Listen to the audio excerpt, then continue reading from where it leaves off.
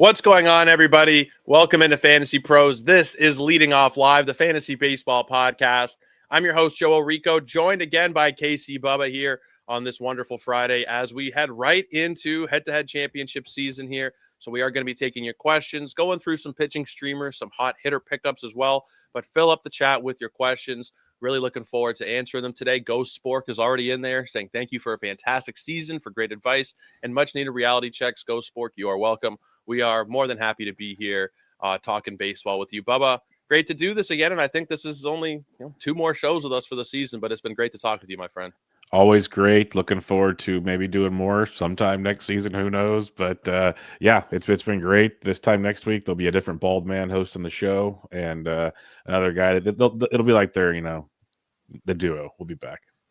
The duo will be back. I think I might pop in and join them for a while. We'll see. We'll see what happens behind the scenes. But yes, Pizapia and Welsh should be back for next Friday's show. But until then, you're stuck with these two guys talking fantasy baseball. And yes, as Renee's saying in the chat, Mickey Moniak to the chip. I picked him up in my home league after we had our discussion the other day. Just like, okay, yeah, I have a free spot. I dropped Wilson Contreras for him, actually. And my God, he's been helping out myself and a lot of people on the way to the fantasy championships, just like we all expected at the beginning of the year. Trevor Rogers, Mickey Moniak leading you to fantasy baseball championships. We're going to be talking about some streamers and pickups, but I wanted to just mention first, possibly to the chagrin of Bubba, Clayton Kershaw. I know that he has been hurting you guys for a long time out there in the Bay as a Giants fan, but Clayton Kershaw announced that he will be retiring at the end of the season. And just going through some of the stats yesterday, it really is ridiculous what he's been able to do. Nearly 3,000 innings. He's at 28.44 with a 2.54 ERA and a 1.02 WHIP for his career. He has just been unbelievable. One of the best pitchers of all time. I think you can comfortably say he's the second best left-handed pitcher of all time behind Randy Johnson. That's probably where I'd be at. But Bubba, any words on Clayton Kershaw? Just somebody that you watched up close for the last 20 or so years now. Yeah, I absolutely love Clayton Kershaw. Yes, he has tormented the Giants. It's been one of those love-hate relationships, but as a baseball fan, it's hard to ignore how great he has been on the mound, how really great he's been for the game of baseball. So he will be missed. It's probably good he's heading out when he is because he's having a crazy season this year. There's no denying that, but we can kind of see the light at the end of the tunnel, the velocity's down, all that stuff. So gets to go out on his terms, which is always good. Sarah Langs, who does a lot of amazing stats on Twitter, put this out there yesterday. Just wrap your head around this for a second. Clayton Kershaw has made 449 starts in his career, Joe. He has just 96 losses in those 449 starts. That's 109 more starts than any other pitcher in baseball history with fewer than 100 losses. 109 more chances to lose and still did not. Like the fact is he's that there's a 109 game gap basically between him and the next person is insane. You just like, you don't even have words, right? You just want to sit there and giggle when you hear things like that. It's just ridiculous.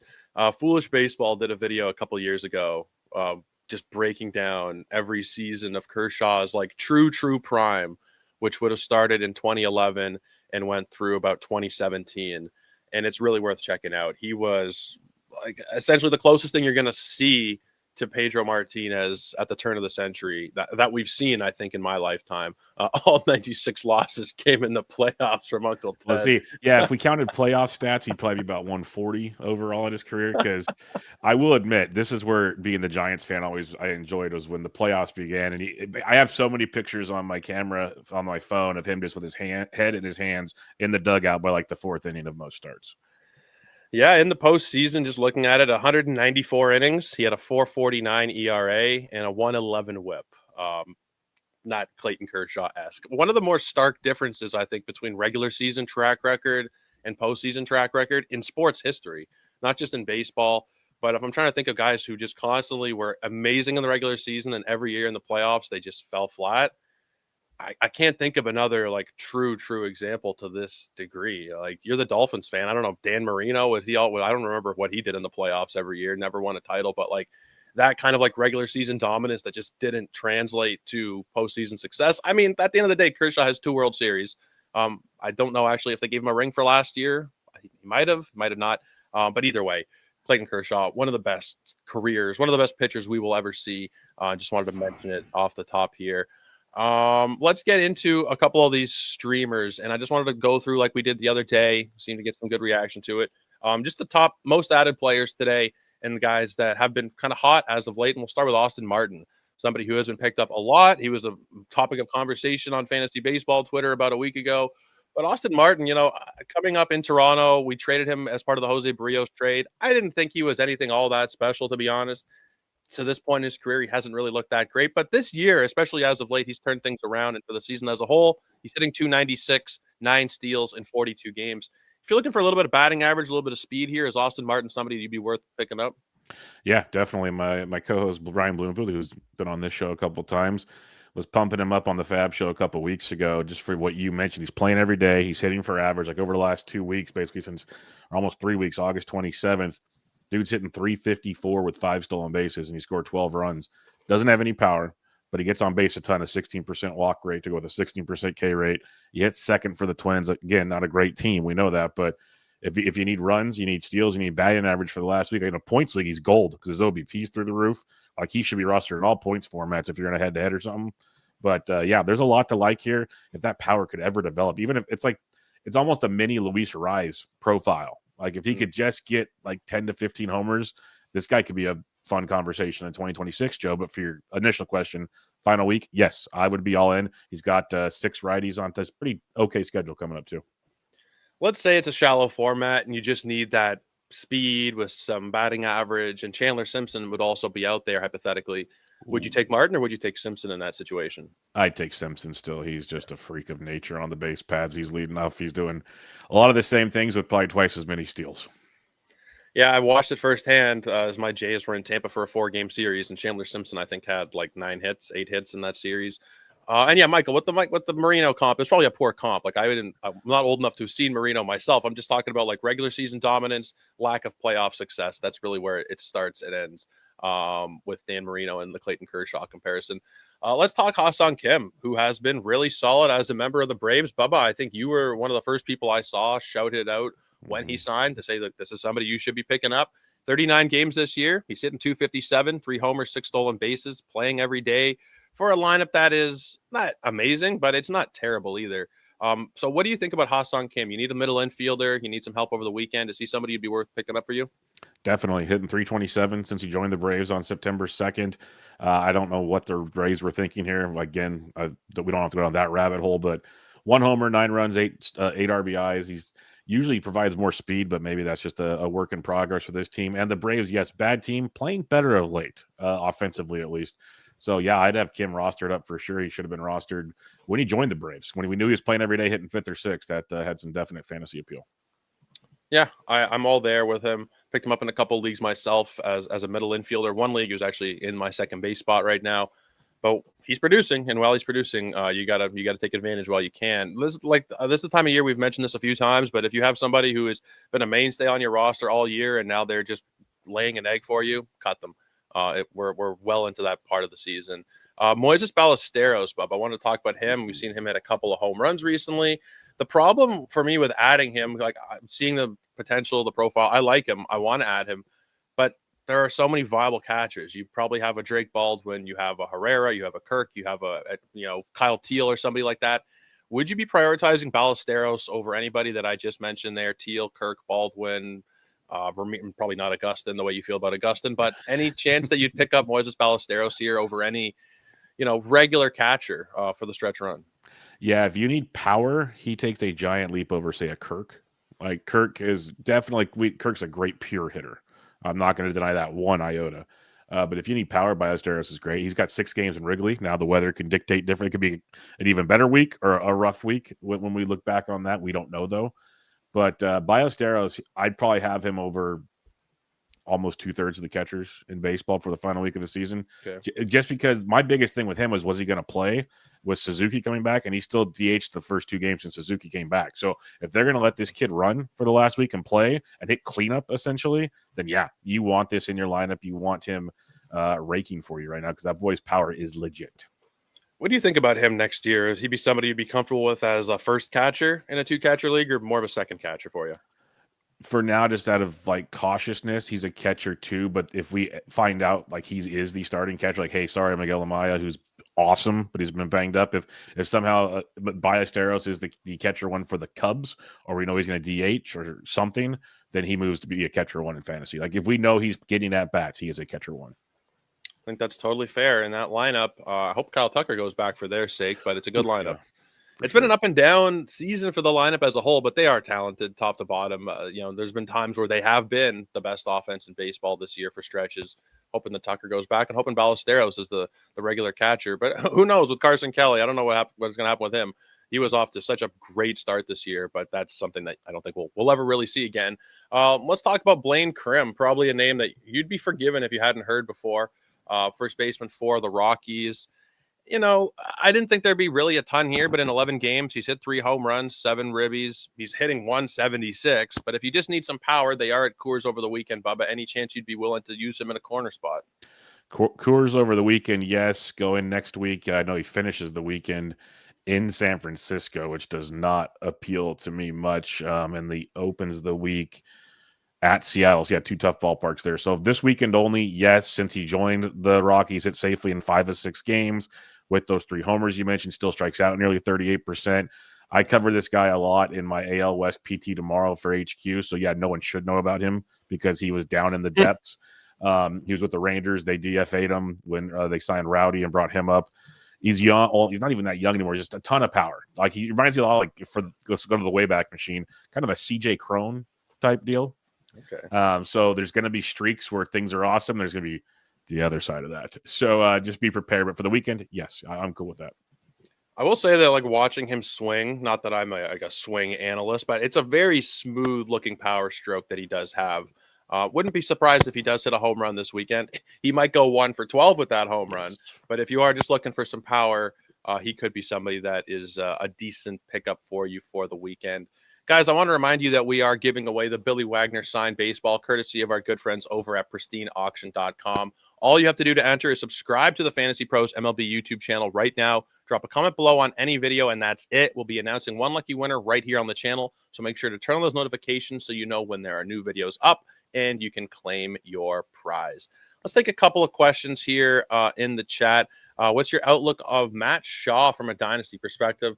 I like Matt Shaw. We have seen periods this year where he's been really, really productive. As a whole, it's not anything to really write home about. 11 homers, 16 steals, 220, but he's not striking out a lot. He has a decent walk rate. He's not been overpowered at the plate. I like Matt Shaw. I think that, he's somebody from a dynasty point of view is probably a decent buy low right now. What do you think, Bubba? I could see as a decent buy low. There's still a lot of potential. They're still super young, so there's room for growth. I'd be cool buying low. It was a down season. It was a learning season, so we'll have to see where it goes from there.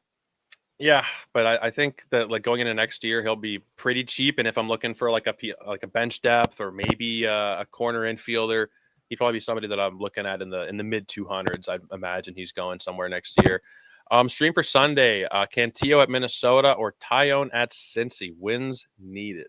Probably go with Cantillo right now. Honestly, Cleveland might win the Central at this point. I think Tyone is also a viable streamer, but you're taking on some more risk with what he's dealt with this year going into Cincinnati versus Cantillo and the Hot Guardians. Bubba, do you agree? Yeah, both are in play. I would go with Cantillo, just if the tiebreaker being Great American Small Park, basically. Yeah. What happened to Trey Savage's start today? Showed he was supposed to start, and I don't believe it was ever going to be today, unless I missed something. He started on Monday. Monday, so this would be very short rest. It wouldn't have made sense. I believe it is going to be Sunday in Kansas City, although John Schneider's been a little bit coy about what's going to happen. But if he's not starting, then he's throwing bulk relief, and he'd still be worth getting into your lineups. Should do a triple threat for the final show. ITL, Bubba and the Bloom, and 2 Joes, 1 show. That'd be awesome. That would be hilarious. The producers would hate us with the new graphic they'd have to make for 6 of us on the screen. But going live might be tricky with that group. Yes. If you want to know that group for sure, come to First Pitch Arizona and meet us at the bar at about 10:30. You'll get the full show. Yeah, lots of cooks in the kitchen and lots of mouths in the kitchen too. I don't know how much analysis would get done. Would be a lot of fun though. Maybe we'll do something. Lots of laughs. Maybe we can do something in the off season just for S's and G's. Streamer for next week: Kolek at LA or Waldrop versus Washington with a win needed. Man, that's a toss-up for me. I might go with Waldrop, but I think it's very close. What do you think, Bubba? It's extremely close. I think Waldrop's got the much higher ceiling, but I've been pumping Kolek. Kolek looked great. I believe it was Thursday when he threw, and the Angels are garbage. They have like 4 or 5 triple A's hitting right now. That lineup is horrific. So I have zero problem. If you want to go Kolek, go for it. Just know the ceilings with Waldrop. I mean, what Kolek has been doing over the last 5 starts, he's not striking out a ton of guys outside of the last start, which you mentioned. He had 8 strikeouts against Seattle, who had been cooking, but a 191 ERA with a 281 FIP over his last 5 starts, 33 innings over those 5 starts. So he has been going deep into ball games as well. Moises Ballesteros or Gabby Moreno? Oh, man, probably Ballesteros at this point if you're looking for the upside. If Ballesteros is getting regular at bats, I go Ballesteros. I still like Gabby, but it has not. Fine, but yeah. But I mean, I tweeted something a couple of years ago saying like it's going to be Gabby Moreno and Adley Rutschman number 1 and 2 in catcher rankings in a couple of years. Oh man, I got to scrub the timeline with things like that on there. Moreno was the number 1 prospect in baseball at a time, and it just hasn't really panned out. At the time, you weren't wrong. Let's put it that way. What do you think, looking back on that trade, Lourdes Gurriel and Gabby Moreno for Dalton Varsho? I feel like Toronto did all right there, but it feels pretty even for both sides at the end of the day. Yeah, both sides have done well. Like Gurriel and company helped the D-backs get to the World Series. They didn't win, but they got there. And Varsho's, when he's on the field, has been a monster for you guys. So I think it's totally fair. I loved Varsho when he was. His hit tool has always been great. Just now he's moved to the outfield and just needs to stay healthy because he's a beast. Oh man, imagine he had still had catcher eligibility. That would be gorgeous. Will this continue on YouTube next year or be back on Twitch? Those decisions are made well above my pay grade. I would imagine that it'll be some kind of combination of both, where we're doing leading off on Twitch and then we're still doing live streams and pods and different mock drafts and things on YouTube. But that'll be a question to check in the off season for, because I'm not 100% sure. And I don't have any say in the matter, to be perfectly honest with you guys. Last keeper spot between Kurtz Caminero and Nolan McLean. Oh, man. I don't think it's McLean. I think it's between Kurtz and Caminero. That's a discussion. Yeah, that's impressive. Like, honestly, without knowing the rest of the keepers makes it a little more challenging. I lean Caminero, but I would not argue with Kurtz at all. The dude's a freaking beast. Yeah, I don't even have a strong feel here. No. I think I might go Caminero, but I think you can't really go wrong at this point. No. Kurtz, like we mentioned the other day, Kurtz has been the second best offensive player in baseball behind Judge, and then Caminero, as a 21-year-old, he has 45 home runs. Like, you can't really go wrong either legit way. Who are the other keepers? I want to know right now. Yeah. Like if you can't keep those two guys, you better have like Shohei Ohtani, Ronald Acuna Jr. Okay, I think it was like Judge, Crochet, and Skeens. Well, okay, it's just a 6-team league. My God, Judge, Crochet, and Skeens. Wow. Yeah, impressive stuff. Well, if you have Judge, then you go Caminero because you already have the freaking monster in the out. Like that's my thought. But hey, can't go wrong, honestly. You can't go wrong. Just don't go Nolan McLean. All due respect to Nolan McLean. Well, yeah, you already have 2 pitchers. Like, don't go with the third. Yeah. Keeping between Sandy, Joe Ryan, and Pivetta. Joe Ryan with a bullet for me. Yes, Ryan. I love Pivetta, but Ryan, yes, Joe Ryan. Yeah. Pivetta, close to my heart, but I can't take him over from Joe Ryan. Joe Ryan has been really poor the last month or so, but I think he's still a top 10 pitcher next year, pretty handily for me. Is Bubba Chandler starting tomorrow? It looks like he is. Yes. Based on what I'm looking at, he was getting the Athletics, and they are in Pittsburgh. Nothing's question for official. Nothing's official, but he's scheduled to start. Yes, the Pirates won't commit. So just so if they get mad later on and something changes, that's what happened. Yes. The Pirates won't commit to Bubba Chandler. What? Huh? What's going on here? I know. The only people that commit in Pittsburgh is Paul Skeens to Livy Dunn. So, yeah. Has he hit a knee yet? Has he dropped down to a knee yet? I saw him doing stuff on Instagram. He was doing her hair on Instagram, so you might as well drop to a knee pretty soon. Well, at that point, you gotta get out from under Lyle and Jeremiah Jackson for Durbin and Moniak in the championship right now. Get out from under Lyle. Lyle's been great. If you want to drop Jackson for Moniak for the weekend, I think that's probably the way to go here. Agreed. And Bubba and I are on the same page, which I always like to be on the same page as Mr. Bubba. Let's talk about some pitching streamers. Just highlighted some guys here that are being added in a lot of leagues, and also a couple that I just thought were kind of interesting to talk about for the next couple days. 4 or 5 options on each day. Let's start with Luis Severino. I know Luis Severino, you hear that, you're thinking, holy crap, this guy wants to tank my season, recommending Luis Severino. But he's on the road, and Luis Severino on the road this year has a 3.11 ERA. At home, it's been 6.51, but he's on the road against the Pirates, Bubba. This feels like a pretty good spot for him. Yep, you nailed the biggest part. The home road splits are legit with Severino this season. He's been very good on the road. I'm all in. I love this matchup. I recommended him last week in Fab. Like, hey, if you want a streamer for the week, that's your dude. So get some Severino. I think he's maybe the best streaming option for today. So if you're in a daily league, I would pick him up as quick as you can. Jansen Junk at Texas, Bubba. Texas has been struggling recently. Not a team that has been flourishing in the month of September. So any chance for you with Jansen Junk today? No, it's in his name, so I'm out there. He pitched like junk his last time out. He pitched really well for people, and I didn't know how he did it, and I'm just going to continue to stay away from him. I think that's probably fair. The command, we talked about this, I think, with Ryan. The command being what it is and the walk rate being low will help out those FIPS and XFIP numbers, and maybe are a little bit deceiving. Like, they all tell you that he has good command and he doesn't walk a lot of batters. But at the end of the day, the results have not been there for Jansen Junk. Let's talk about Brandon Sprout versus Washington. I feel like in competitive leagues, he's probably been picked up. If you're in a shallow 10 or 12 team league here, Bubba, Brandon Sprout, is he somebody you'd be willing to use? Heck yeah. Back-to-back really good starts, 6 innings in both starts. I'm all aboard that. Yeah, I think I am as well. I think that is the second best option today behind Luis Severino. And then here's an interesting one, making a return after a long layoff, Tyler Mahle against the Marlins. Would you be willing to trust him with your season on the line today? No, I'm out. I like Mahle if I knew he was all good to go, but the long layoffs terrifies me. Marlins are pesky, man. Like, they're not great. They're going to have a lot of duds, but they're pesky. Went through their roster on last night's show, and there's just a lot of dudes doing the little things to annoy you, basically. I am probably going to buy a Jacob Marcy jersey in the offseason. I've fallen in love. I really have. Maybe a Scherzer or something. I don't know if I need to spend $300 on a Marlins jersey. Stick with the jersey right now, because if it's a Marlin, he probably won't be there in the next 3 years. So stick to the jersey. I hope there's no Marlins fans in the chat, but if you look back at like what we had in that team, like not even 10 years ago, Yelich, Stanton, Real Muto, Ozuna, like they had such a juggernaut offensively, and no more indeed. Let's go to Saturday, talk about Saturday's options, starting with Luis Morales, kind of the same deal going into Pittsburgh, Bubba. What are your thoughts on Morales? Is he somebody you'd be willing to stream? Yep, I kept Morales. I told people like they were worried about the 2-stop last week at home. I said, if you can't stomach holding him for the Pittsburgh start, I like him better than Severino, but that's a different day. So, yes, play your Morales. What about Kyle Harrison at Tampa Bay? Makes me a little bit worried, but you know Kyle Harrison well, being a Giants prospect.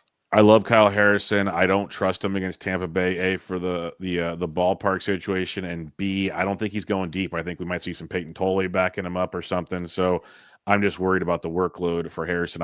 If they ever commit to him, I'd be very excited. Peyton Tolley. There's a bunch of fab that went right into the fireplace. Let's talk about Chad Patrick at St. Louis. Now, in the deeper leagues, he's probably rostered. If you're in a shallower format, decent chance he's out there against St. Louis. I personally love this one, Bubba. Yeah, it's a good matchup for St. Louis, but on Bubba and the Bloom, we have a rule: if you have 2 first names, you shouldn't be pitching. So, just joking, kind of.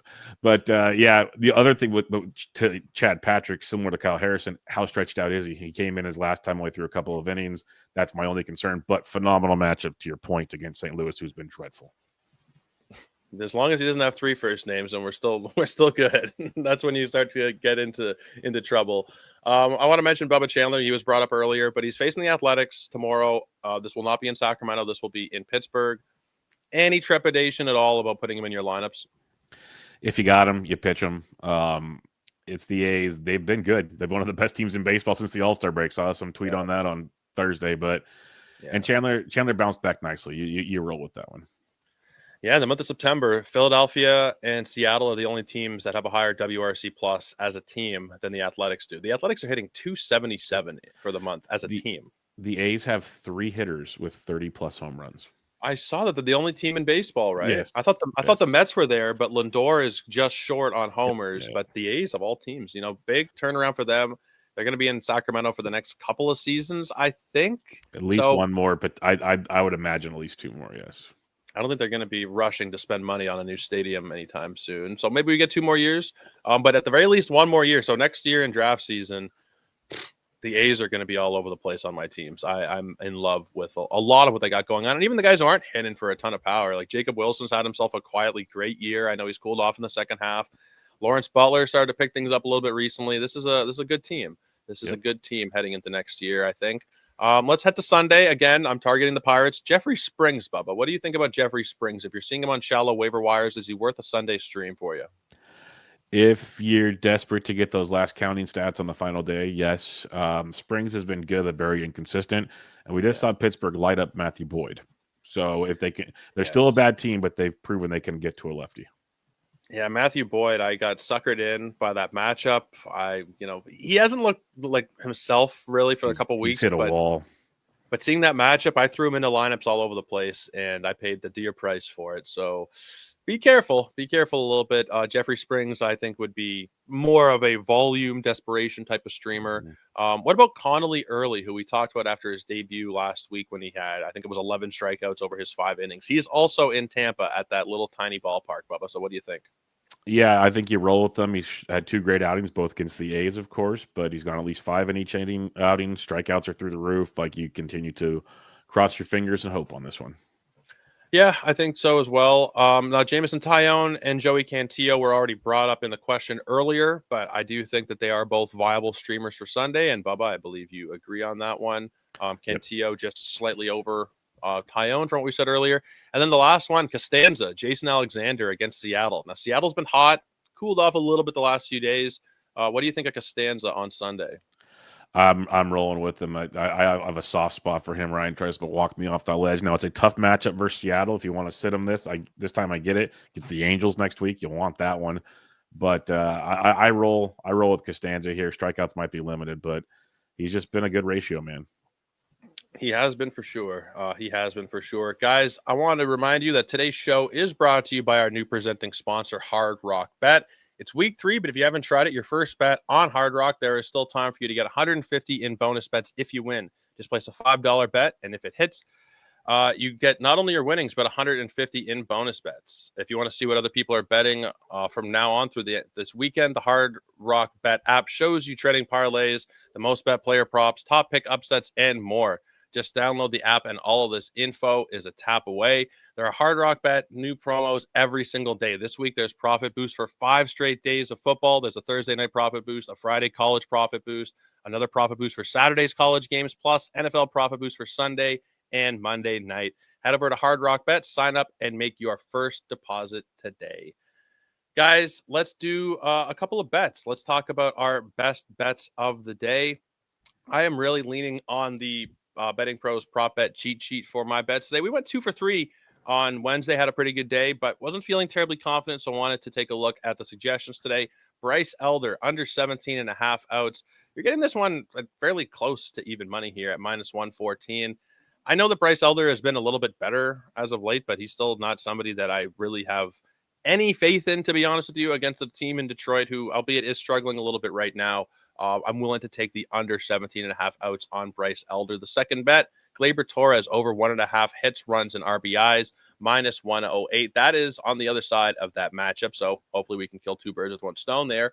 And then Ronald Acuna, over 0.5 runs. This one also courtesy of the Betting Pros prop bet cheat sheet, over 0.5 runs at minus 114. So we're sticking in that one game here for our favorite bets. Bubba, what do you have for the people today? I like it a lot. I'll stick with that game too. Matt Olson. We got Charlie Morton on the flip side, who's been dreadful. Over 3 hits, runs, and RBIs at plus 140. I'm going to keep running the Jackson Merrill train because, like, Olson hit for us on Wednesday, also hit a home run. Jackson Merrill's been hitting for us as well, and Jackson Merrill gets to face Davis Martin today. So over 3 hits, runs, and RBIs at plus 145. And then we'll stick with, we talked about the Mets and their 30-plus home run guys, one being Mr. Juan Soto, and he's been nuclear hot as well. So we'll keep riding that train against the Washington Nationals, over 3 hits, runs, RBIs at plus 130. Really liking the studs tonight and some very favorable matchups. I like it. I like it a lot. We're only down to a couple days left in the betting season for Major League Baseball, so make sure you guys are checking out the prop bet cheat sheet. If you're looking to play some bets, this is the time of year where the books are really focused on football. There's college football. You might get some lines that aren't quite as sharp as they were in April and May. Let's take a look at the home run board and see if we have any movement today.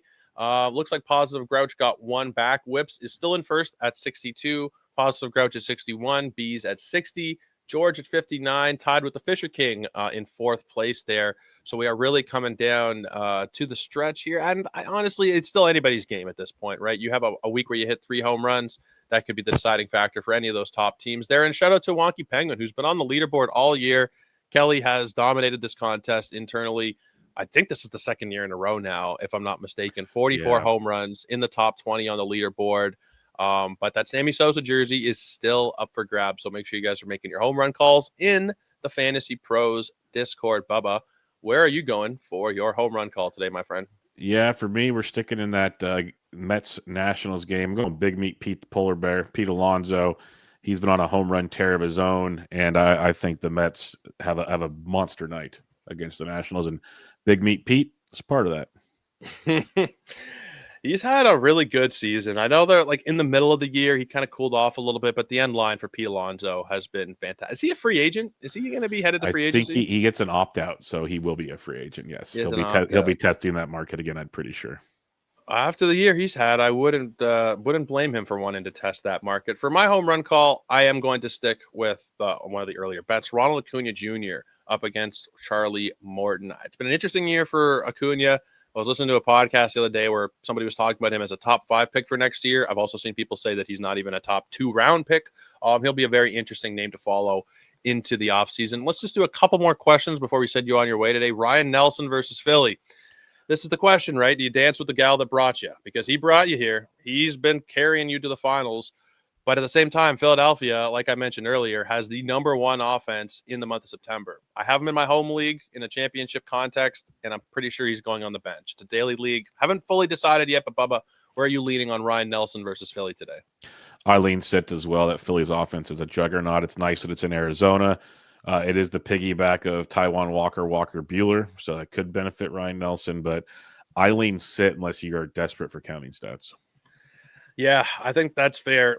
Friday through Sunday, you can kind of evaluate your head-to-head matchup and see, like, okay, my ERA is 7.86 for the week. I might as well start him. If you're sitting on a 1.75 ERA and you're trying to hug that, you probably shouldn't. Is Jack Leiter going to pitch on Sunday? I believe he is. Let me just double check that. Yes, he's still lined up to face the Marlins on Sunday as far as I'm seeing it. Bubba, you interested in that one for Jack Leiter? Definitely. Leiter's been much, much better as the season has gone along, so very excited to see him face Miami.